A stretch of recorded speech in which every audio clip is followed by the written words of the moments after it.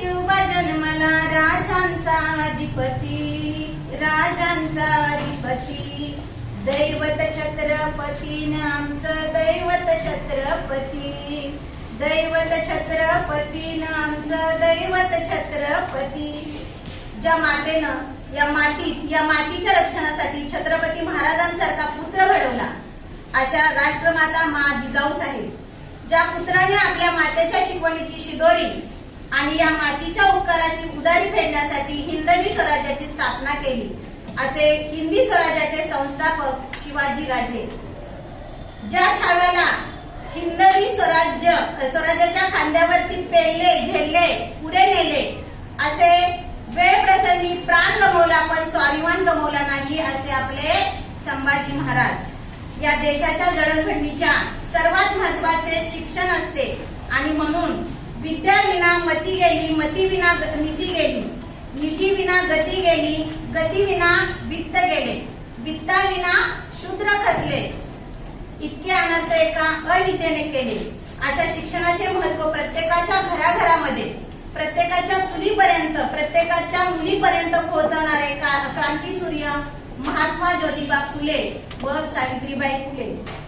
मला या देशाची राज्यघटना लिहिताना काही त्रास झाला नाही, कारण शिवाजी महाराज जे आपले न्यायप्रविष्ट राजे होते ते माझ्या समोर असल्यामुळे मला राज्यघटना लिहिताना त्रास झाला नाही, असे म्हणणारे आपले डॉक्टर बाबासाहेब आंबेडकर, छत्रपती शिवाजी राजांचे पोवाडे रशियाच्या कानाकोपऱ्यात पोहोचवणारे साहित्य रत्न अण्णाभाऊ साठे, आरक्षणाचे जनक राजश्री शाहू महाराज, विज्ञानवादी संत गाडगे बाबा आणि ज्या महामानवांनी या मातीला, देशाला, राष्ट्राला घडवण्यासाठी योगदान दिले, त्या महामानवांना आज छत्रपती शिवाजी महाराजांच्या जयंतीनिमित्त विनम्र अभिवादन।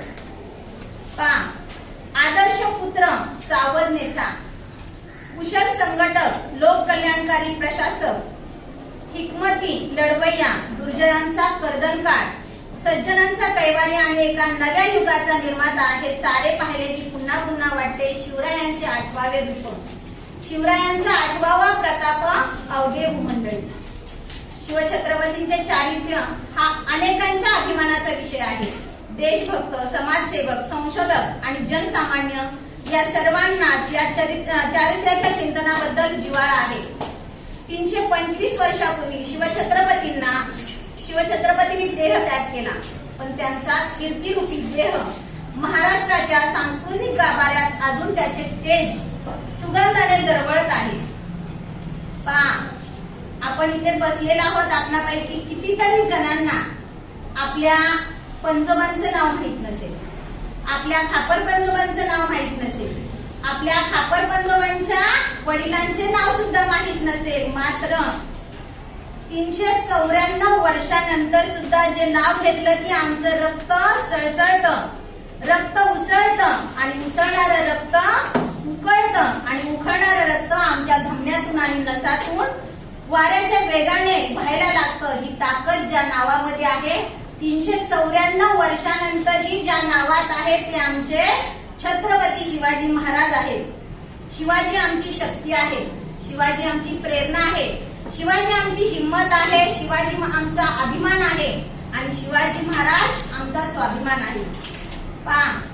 आपण नेहमी म्हणत असतो की शिवाजी जन्मावा पण दुसऱ्याच्या घरात। पहिल्यांदा खरं तर काय केलं पाहिजे की शिवाजी महाराज घडले कुणामुळे घडले, तर शिवाजी महाराज घडले फक्त जिजाऊमुळे, त्यांच्या आईमुळे। आजकालची पिढी जी आहे ती काय करते रे, जे पुरुष मंडळी आहेत ती व्यसनाच्या अधीन होत आहेत, ज्या स्त्रिया आहेत स्वतः काहीतरी काम करतायत किंवा घरातल्या स्त्रिया मुलांच्याकडे दुर्लक्ष करून टीव्ही मोबाईल मध्ये गुंग झालेल्या आहेत। तर शिवाजी घडू शकेल का? म्हणजे शिवाजी जर घडायचा असेल तर तशी पहिल्यांदा काय घडली पाहिजे, जिजाऊ घडणं गरजेचं आहे। आणि शिवाजी महाराजांचा आपण जर इतिहास बघितला तर केवळ 9 वर्षाचे असताना जेव्हा शहाजी महाराजांनी त्यांना कुठं बोलवलेलं होतं, बंगळूरला बोलवलं होतं आणि तिथं ते गेल्यानंतर थोडस इकडे तिकडे झाल्यानंतर काय केलं शिवाजी महाराज बाहेर निघून गेले आणि त्यांना जिजाऊ माँसाहेब शोधत होत्या आणि शोधत असताना काय झालं की त्यांना सापडलाच नाही तो. त्यांनी काय सांगितलं शिपायांकर्वे सरदारांकर्वे चौकशी करायला सुरुवात केली. सरदारांना सापडलं मात्र काय झालं ते कुठं होते तर जिथं नृत्य केलं जातं त्या नृत्यालयात ते सापडले. फक्त सांगायला आले तर जिजाऊ माँनी काय केलं तिथं त्या स्वतः गेल्या आणि त्यांचं कान धरून त्यांना बाहेर आणलं आणि दरबारात येऊन त्या म्हणाल्या की हे करण्यासाठी नाच गाणं करण्यासाठी स्त्रियांना नाचवण्यासाठी किंवा स्त्रियांना नाचवणारा राजा मला घडवायचा नाही तर मला स्त्रियांना वाचवणारा राजा बनवायचा.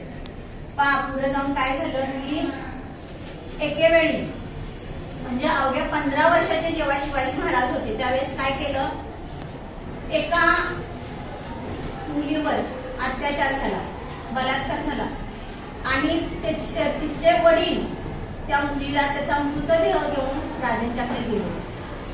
तर त्यांनी काय केलं जो राजाचा पाटील होता त्याने हे कृत्य केलेलं होतं त्याला खूप माज होता की माझ्यासारखा माणूसच कोण नाही. शिवाजी महाराजांनी त्यांचं सैन्य पाठवलं तरी सुद्धा तो आला नाही.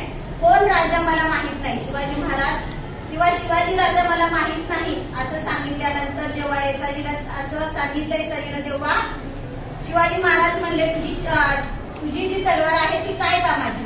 मग त्यावेळेस येसाजी परत गेले आणि त्यांना काय केलं बांधून घेऊन आले आणि बांधून घेऊन आल्यानंतर त्याला फक्त विचारलं तू असं कृत्य केलेलं आहेस का. तो खूप गुंडीत असल्यामुळे त्यानं सरळ उत्तर दिलं मी असं केलेलं आहे. त्यावर शिवाजी महाराजांनी काय शिक्षा केली असेल पहा. ते कड्यावरून लोटून देऊ शकत होते, ते हत्तीच्या पायाखाली देऊ शकत होते, मात्र त्या काळी अशी एक शिक्षा होती की चौरंग बनवायचा. चौरंग ही शिक्षा होती. चौरंग म्हणजे काय तर शरीराचे हात आणि पाय कापून टाकायचे. ही शिक्षा त्यांनी केली. का केली जिजाऊ माँसाहेबांनी विचारलं की तू बाकीच्या पण शिक्षा देऊ शकत होता पण त्यांनी असं न करता काय केलं की चौरंग बनवायचा निर्णय घेतला. का तर प्रत्येक जण असं कृत्य करताना 10दा विचार करेल त्याच्याकडे बघून की अशी शिक्षा आपल्या राज्यात मिळते म्हणजे असं कृत्य त्याच्यानंतर एकही राज्यात असा प्रकार घडलेला नाही. आपण हे तर शिकू शकतोय का नाही आपलं चारित्र्य व्यवस्थित ठेवलं पाहिजे, कशा पद्धतीनं आपण राहिलं पाहिजे याची शिकवण आपल्याला कशातून मिळते या राजांच्याकडून महाराजांकडून मिळते. परत त्यांनी काय केलं की स्त्रीचं त्यांनी काय केलं रक्षणच केलं नेहमी. त्यानंतरचा एक प्रसंग आहे की शिवाजी महाराजांच्या सैन्याने काय केलं होतं कल्याणवर स्वारी केली आणि तिथून सगळा खजिना लुटला आणि खजिना लुटता त्यांनी एका सरदाराची काय केली सून पण चांगली दिसत होती म्हणून घेऊन आले. तर त्यावेळेस काय केलं मग शिवाजी महाराजांनी त्यांना खूप राग आला या गोष्टीचा. तिला साडी चोळी दिली आणि तिला परत पाठवलं. म्हणजे प्रत्येक वेळी स्त्रीचा आदर त्यांनी केला. तसा आदर प्रत्येकानं करणं गरजेचं आहे. स्त्रीचा आदर जर केला मग ती आपली आई असू बहीण असू आणि आई बहिणीचा आपल्या घरातल्यांचा जर आपण आदर करत असू तर आपण समाजातील प्रत्येक स्त्रीचा आदर करणार आहोत. या शिवजयंतीच्या निमित्तानं खरं एवढं जरी आपण शिकलो एवढं जरी लक्षात ठेवलं तरी खूप झालंय का नाही. इतिहासात खूप आपण किस्से वाचतो की शिवाजी महाराजांच्या विचारांमुळं व्हिएतनामचा जो राष्ट्रपती होता अमेरिकेबरोबर खूप वर्ष तो काय करत होता रे युद्ध करत होता आणि त्या युद्धादरम्यान व्हिएतनामच्या राष्ट्रपतीनं काय केलं शिवाजी महाराजांचं चरित्र वाचलं आणि अक्षरशः अमेरिका हा सगळ्यात बलाढ्य देश आहे सगळ्यांना माहित आहे. त्या बलाढ्य देशाला सुद्धा शिवाजी महाराजांच्या विचारामुळे व्हिएतनामच्या राष्ट्रपतीनं काय केलं हरवलं आणि तो जिंकला. म्हणजे अशा प्रकारचे त्यांचे विचार जर आपण घेतले तर निश्चितपणे शिवजयंती साजरी करतोय याचं काहीतरी होणार आहे सार्थक होणार आहे.